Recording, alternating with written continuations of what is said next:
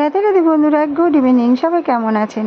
আজকে আপনাদের সামনে একটা ছোট্ট ভিডিও নিয়ে এসেছি। আপনারা ভাবছেন তো এই যে গাছপালার ভিডিও, আমি তো গাছপালার ভিডিও করি না, তবে করে আমার জয়ন্তী জান। তো আমার এই জয়ন্তী জানের জন্যই ভিডিওটা নিয়ে আসলাম। কেন আমার জান ঠিক বলতে পারবে, গাছের চর্চা করে আমার জান, গাছপালা নিয়েই ভিডিও বানায়। তো আমি প্রতিদিন যে পুজো দিতাম সেই ফুলগুলো আমি গাছের গোড়ায় ফেলতাম। সেখান থেকে দেখুন এই গাছগুলো মানে বীজ থেকে গাছ উঠেছে, গাঁদা ফুলের চারা অনেকগুলো। এবার আমি কি এখান থেকে যদি একটা একটা করে চারা নিয়ে অন্য জায়গায় লাগাই, তাহলে কি গাছগুলো বেঁচে যাবে? তাই আমি ভিডিওটা নিয়ে আসলাম। আপনারা যদি জেনে থাকেন কমেন্টে জানাবেন।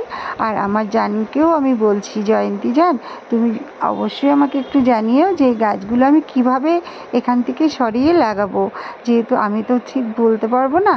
আর দেখুন গাছগুলো কিন্তু বেশ বড় হয়ে এসছে, ফুলও গজিয়েছে।